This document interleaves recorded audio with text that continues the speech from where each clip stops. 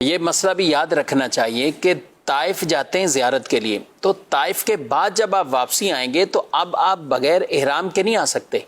آپ کو احرام، نیت، عمرہ، یعنی یہاں پہ آپ کو اب عمرہ کرنا ہے، احرام کی نیت کے ساتھ آپ کو باقاعدہ آنا ہے. لوگ بعض اوقات یہ سمجھتے ہیں کہ ہم طائف تو ویسے ہی گئے تھے، زیارت کے لیے گئے تھے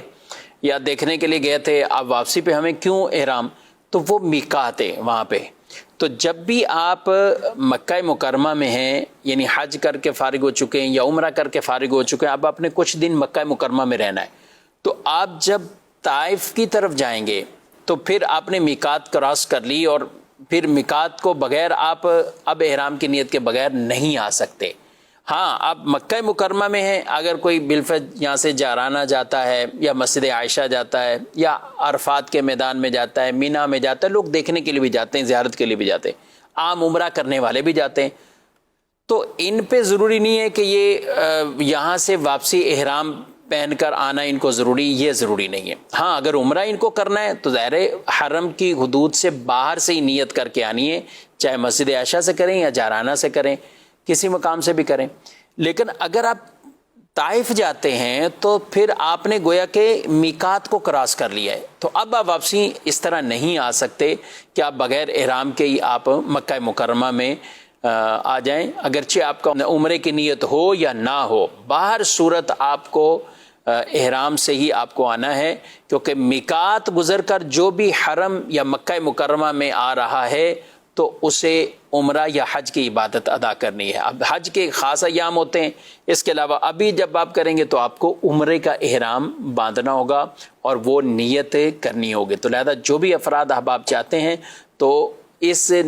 وہ اپنے ساتھ اپنے احرام وغیرہ یہ چیزیں بھی لے کر جایا کریں، تاکہ واپسی پر آپ یہ نیت کر کے اور وہیں سے آپ میقات سے ہی نیت کر کے احرام باندھ کر اور نیت کر کے آپ مکہ مکرمہ واپسی آئیں. اس مسئلے کو یاد رکھنا چاہیے. بہت سے لوگ اس میں غفلت اختیار کرتے ہیں اور پھر ان پر دم اور دیگر معاملات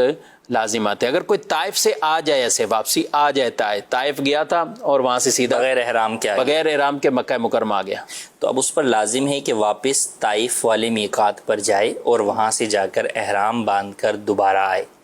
وہ ایسا کر لے گا تو جو اس کے اوپر دم لازم ہوا تھا وہ ختم ہو جائے گا، ساکت ہو جائے گا،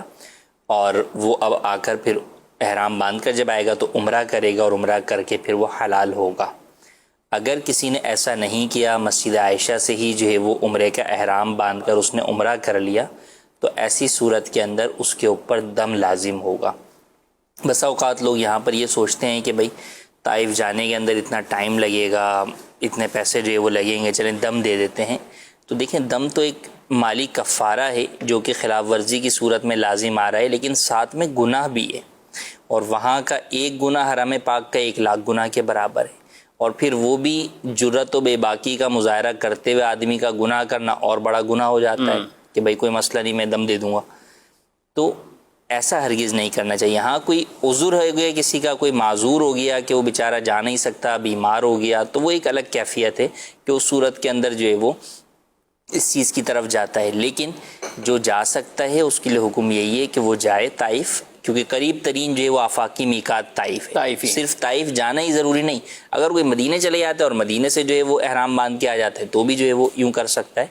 لیکن اصل میں قریب ترین میقات طائف ہے، آفاقی میقات، تو لہٰذا وہ وہیں جائے اور وہاں جا کر احرام باندھ کر پھر واپس آئے، اور جو اس نے خلاف ورزی کی اس کی اللہ پاک کی بارگاہ میں سچی توبہ بھی کرے.